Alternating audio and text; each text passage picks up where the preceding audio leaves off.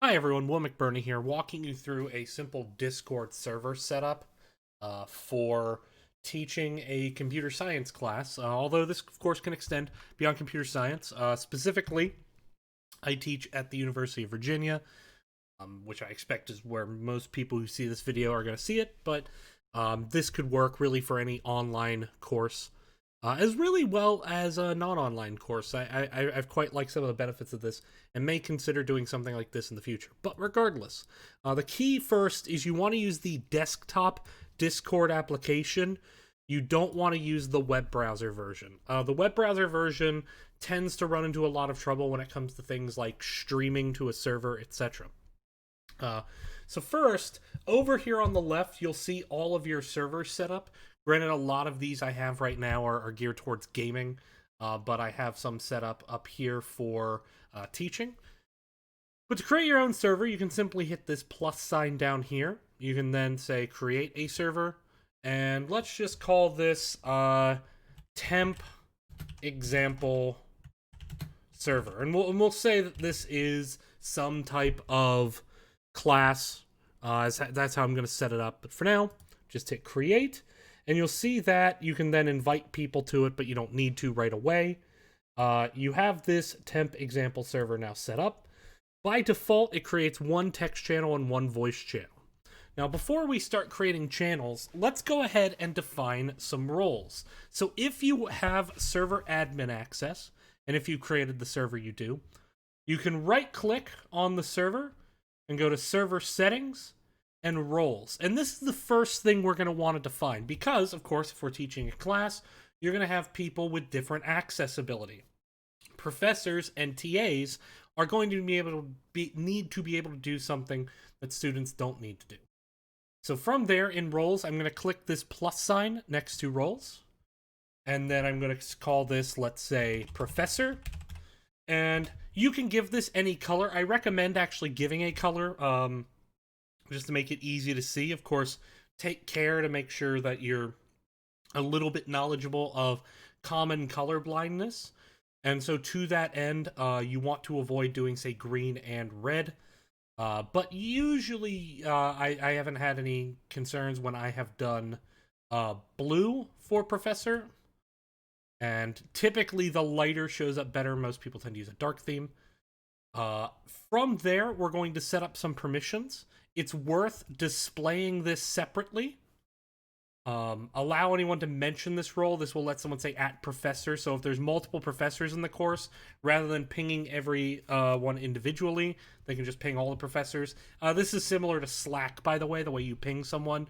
Just do at the name of the person. Administrators, so professors, typically you're going to want to have them have administrator roles. This is especially true if you have multiple professors again. That way you can have multiple admins on this Discord page. View audit log, this just lets you see messages that are deleted. It's worth having in case a TA deletes a message and you want to see why. Basically, just turn all of these on. There's no reason for the professor not to have all of these set up.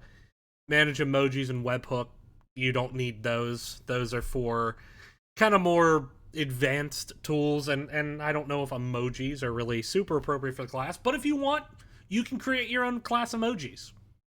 If you want to do that, have at that. But mostly the ones you're interested in are kick, band members, create, invite, manage channels, manage roles, manage server. You also, of course, want to be able to send messages. This is send text-to-speech messages. I will say that I don't recommend really using this feature. You're welcome to turn it on. But manage messages, definitely important. Mute members, deafen members. Move members, this one means you can move people between channels. I'll try to illustrate to some extent what that looks like later. Priority speaker means if there's multiple people in a channel and they're all talking, if a priority speaker starts talking, their voice above everyone. So generally I've turned on all of these. Then when I left off with send text to speech, and you can turn that on. It's just I don't use this feature. So then we have this professor role set up. We're going to save. Now before we move on, let's go ahead and create a teaching assistant role. And from there, I'm going to choose the teaching assistant to be green. I'm going to let them be displayed separately.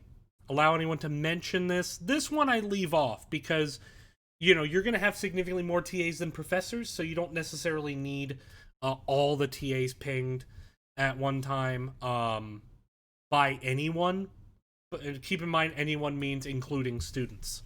I'm not going to give them administrative access or manage server or manage roles. However, I will let them kick members and ban members. This is so that way a TA, if they see someone being harassing or disruptive, they can kick them. I have not run into an issue where this has been needed, but I'd rather have it than not have it. Manage messages. This one I'm going to give them, and it's because it lets them delete messages from others. This will come up with the office hours queue later, how we're going to do it. From there, mute members, deafen members, move members. This one, very important. It lets TAs move students into a TA office hours room. And then from there, you can choose whether or not you want them to have priority speaker.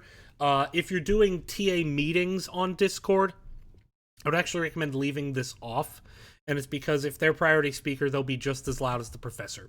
So from there, just a quick show again of all those options. So I have display role members separately. I have kick, ban, create invites. That one you can leave up, I recommend. Though I'll talk about how to create a permanent invite in a second. From there, read and see, that one needs to be on. Send messages, of course, and everyone's going to be able to send messages, and so on. Now, by default, everyone is everyone who doesn't have a role, and these permissions are already set up in a certain way. You can just leave these default, and you'll be fine. So, I kind of just leave everyone where it is. So those are the role setups. So now that we have that, let's go ahead and create some channels. And I'm not going to create every possible channel you could want, but I'll show you some channels and how to set them up that I find useful.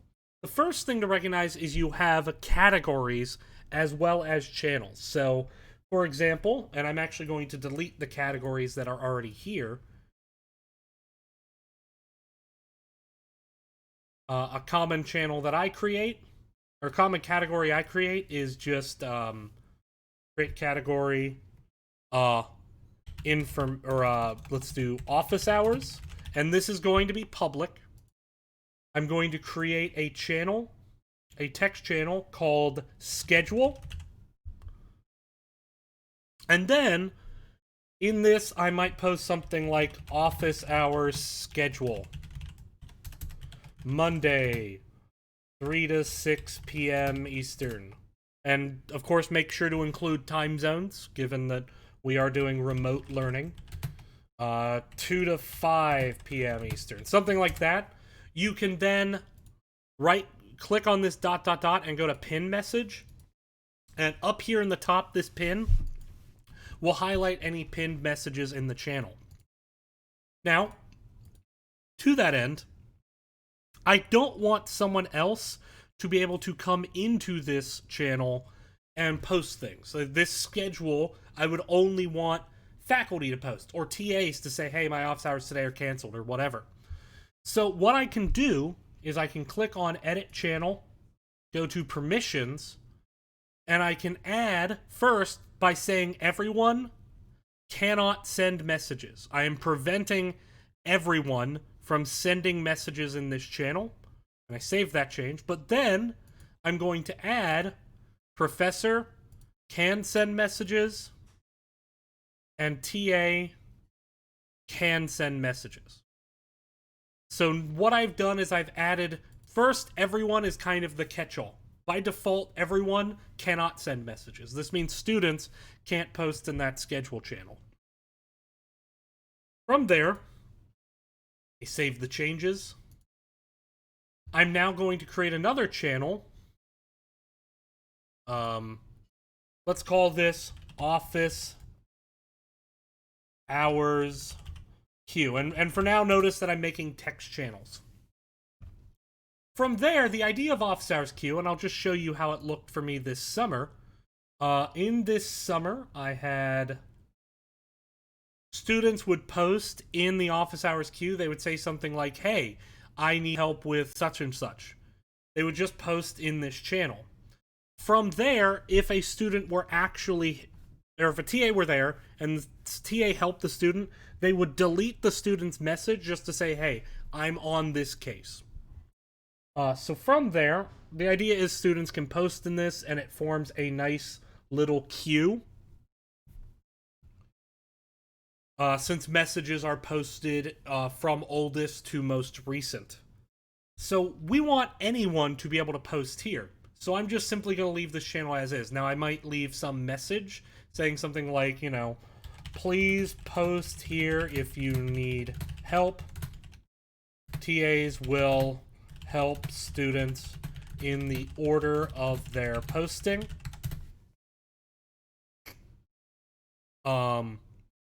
Please describe your problem in some detail when you post to help us more quickly help you. Something like that. And then I will pin this message. And again, if a student says something like, help, homework 2 go bad, me lost. You know, not a very good message, but if a student was significantly struggling, they might just say something like, I need help. That doesn't mean don't help them. It's just, I generally try to tell students, hey, try to take some time to think about, like, what specifically the problem is. Regardless. From there, if I were to be a TA and help them, I can add a reaction, specifically a check mark, and you can make this whatever you want. It doesn't have to be a check mark. And this would signify to other TAs, hey, I'm helping this student right now, go to the next one. Maybe you can have something like, you know, an exclamation point. And this is, hey, I tried to help the student and I couldn't. Someone elevate, you know, I'm elevating this. Someone else needs to help this student. From there, once you've actually finished helping the student, their problem is solved, simply delete message. And there you go. Some other channels that would be useful to set up in office hours. The first would be a voice channel called Office Hours Waiting Room. And notice I didn't change any permissions on office hours queue, so that means by default everyone can send messages, and that's intended. From there, a student would jump in to office hours waiting room for help. From there, you need to, so this would be kind of like a lobby. You know, if office hours were the doctor's office, this is the waiting room. You know, you're waiting to be taken back to an exam room. So from there, now let's create those exam rooms. In this case, not exams as tests go, but you know, a room where a TA can help a student one-on-one, or maybe one-on-many. From there, I'm going to create another voice channel called TA Room 1. And I say 1 because I'm likely to have multiple TA rooms, again, depending on the size of the class. I'm going to make this channel private, and I'm going to let professors and teaching assistants access it. Now, from there, the student would wait in office hours waiting room, and if you were going to help them, the TA could simply click and drag the student to TA room. Now, the reason that TAs can do this is because of the permissions I set earlier. Again, going back to server settings roles, it's very important you make sure that TAs have, where is it? I'm looking for move members.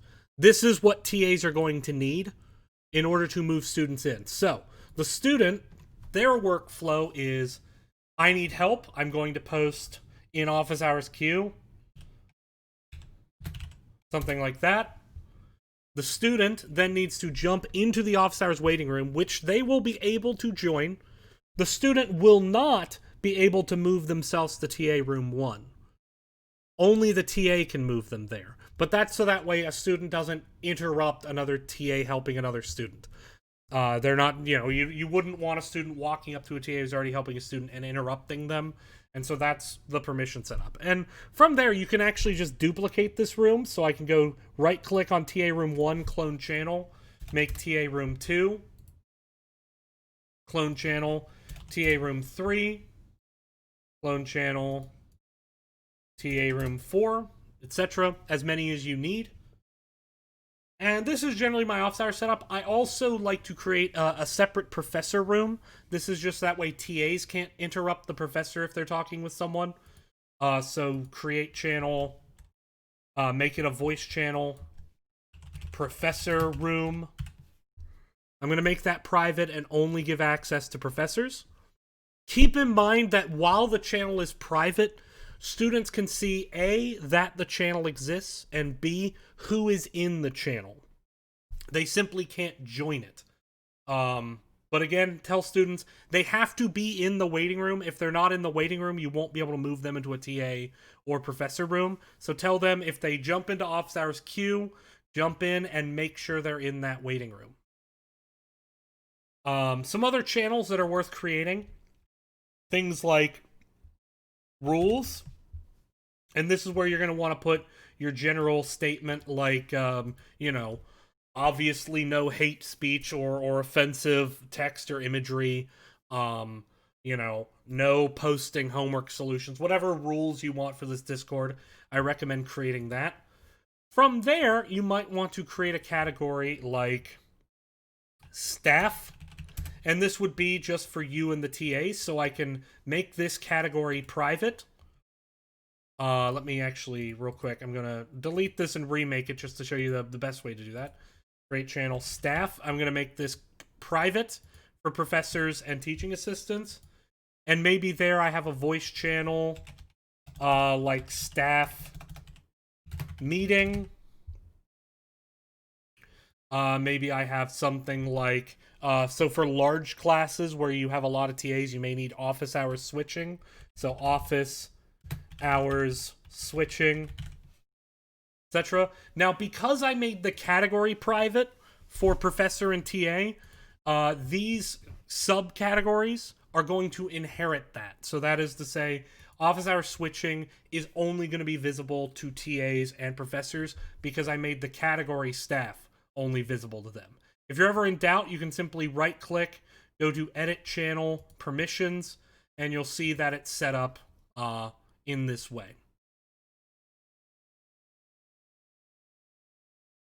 From there, you can create as many channels as you want, and certainly I'd be willing to help out. If you don't have my email, so my name is Will McBurney, but I'm one of those middle name people, so my name is actually Paul. So you can email me at pm8fc, that's Paul McBurney 8 fried chicken, at virginia.edu, and I'll be happy to help out. Thank you.